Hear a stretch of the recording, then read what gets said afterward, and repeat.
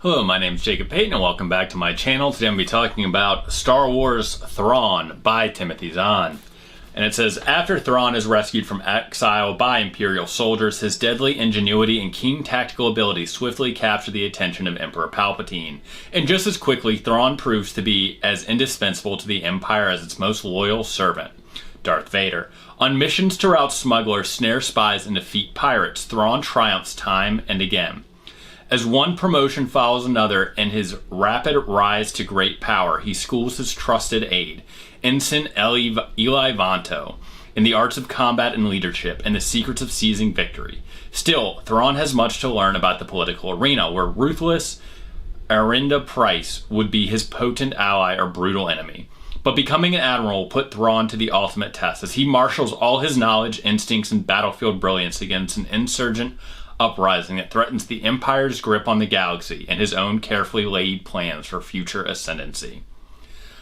So that was a mouthful. I did not read these books for a very long time. My little brother actually devoured them. He absolutely loved this series. I was first introduced to Thrawn through, it was either, I think it was Star Wars Rebels, where he becomes a main bad guy over the Battle of Thal.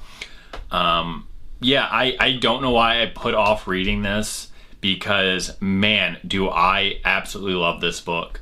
I love this series so much that I read this, and then I also read Heir to the Empire, which also features Thrawn as he goes up against Luke Skywalker. If there had been more admirals like Thrawn, I would say that Star Wars would have had a very different storyline. He's very calm, he's very calculated, and we're able to see through his eyes the stark differences in the way that the Chiss, his people, operate and the way the Empire functions, right? We get to kind of see the fact that while the Empire looks very scary from the outside, inside it is a hot mess of basically ego and greed and constant power struggles within its own hierarchy, which makes it kind of almost seem to function in a lot of areas where it needs to, which makes it very easy for pirates and rebels and others to start uprisings on all these planets, which is something that plays out later in the series and obviously is a big part of the Star Wars Galactic Civil War. It is interesting to note that Thrawn did at one point meet Anakin Skywalker. I don't know if that was in a book or if that was something that happened within one of the TV shows, as I did not watch all the cartoon series from start to finish, so I do not know all the lore. I probably should have done a Wikipedia deep dive or something before doing this video. But anyway, Thrawn is a Chiss. I'm not going to try to pronounce his full name, just because if you have followed the channel for a while, you know I'm terrible with pronunciation, so we'll get a little upset by that in the comments. But he is a Chiss. They are a calculating, warlike society that kind of exists far from the galaxy, the known Star Wars galaxy as everyone knows it, to the point where in the Outer Rim they are kind of known as myths. So when they do show up, everyone is kind of shocked. And when he starts name dropping Anakin Skywalker, it obviously gets him an audience with Palpatine, who allows him to kind of become part of the Navy. Now, Thrawn does, in the beginning of the book, kind of allude to a great threat that he can help the Empire with. It does later come out that he is kind of wanting to unite the Empire to kind of use them in a almost kind of first strike kind of way against a great evil that he fears will befall his own people. But he doesn't really go too much into what that great evil might be.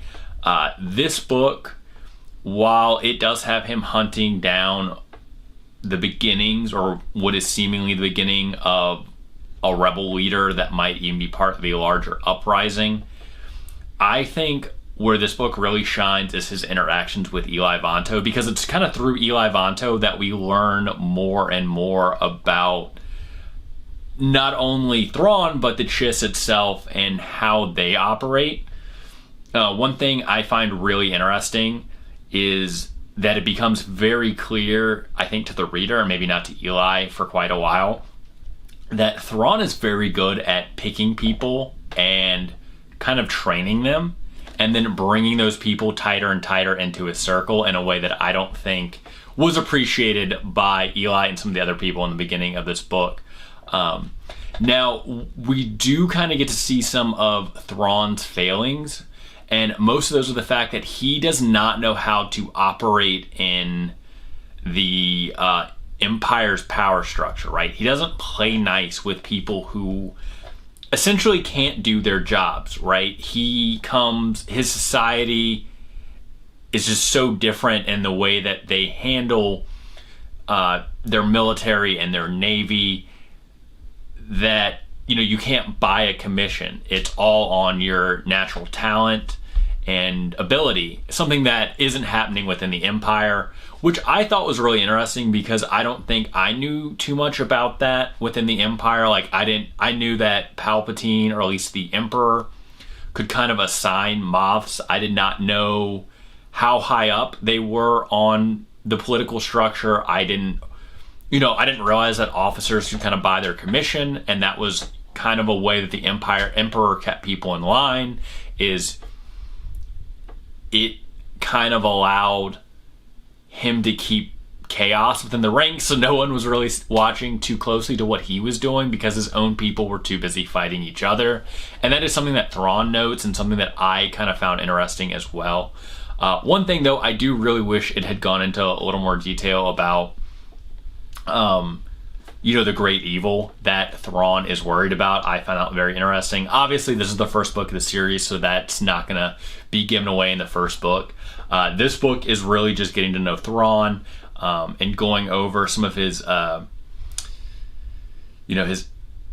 things that people think make him eccentric, and how it actually plays out for his benefit, and how all these things that people are kind of judging him for are things that allow him to better know the enemy and to better make these, in-depth strategies and tactics that are allowing him to win battles that the Empire or other admirals think can't be won. One thing that I do think is interesting is that while even though he is clearly helping the Empire, a lot of people do pick up on the fact that he might have a greater motive. It's also kind of shown more in depth on the way the Empire treats, other species or alien species, especially. Because just from the movies and the shows and stuff like that, you do get an understanding that they only really have humans that are serving as stormtroopers or admirals or stuff like that. And that does kind of come to light a lot more with Thrawn stepping in. He does kind of face that level of racism or speciesism or whatever you want to call it, that I kind of thought was really interesting, because I don't think, other than showing what they do to the Twi'leks and what they do to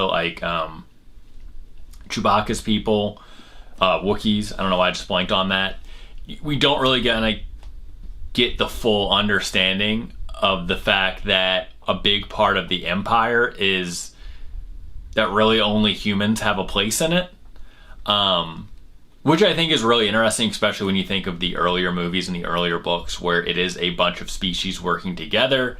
I do really wish that there is, or maybe there already is and I just don't know about it, but a series that kind of goes more in depth into that. I do find all the lore really fascinating. But yeah, Thrawn's introduction is awesome. I absolutely love this book. We do get to learn a lot about Thrawn and about the things that make him tick, so to speak, and also kind of the things that he values, and how the things that he values kind of go into the face of the cold, cruel Empire, right? He does treat people with respect in the way that other admirals don't, and a lot of people think that is a weakness, but he tends to actually just believe in rewarding people who can function properly in command roles or even just as soldiers. And I do think that as the series go on, that's going to be something that gets him in a lot of trouble, because we've been shown time and time again that playing nice will get you nowhere in the Empire. I definitely think that in the next book, probably someone's going to try to move against him. His loyalty is definitely going to be questioned, because it's already being questioned in this book. I don't want to give out a lot of spoilers, especially about the seeds of rebellion that are being formed and some of the greater plot holes that are being opened, or not plot holes, but greater plots that are being opened in this book. But there's a lot going on. Don't be like me if you're watching Ahsoka right now, or you just have been meaning to read the Thrawn series, but are like, I don't know if it's any good. It's good. Just go ahead and pick up the first book. I enjoyed this immensely. It was a lot of fun, and I can't wait to read the rest of the series. If you have read the rest of the series, or you read this book and you liked it, you didn't like it, let me know in the comments below. Also, if you know of any other books that do kind of deep dives into the, I guess, more of the Empire lore specifically, especially anything with stormtroopers or anything like that, I would definitely be interested in reading that, so let me know in the comments about that as well. And as always, if you enjoyed this video, please like and subscribe, and I will see you guys next time.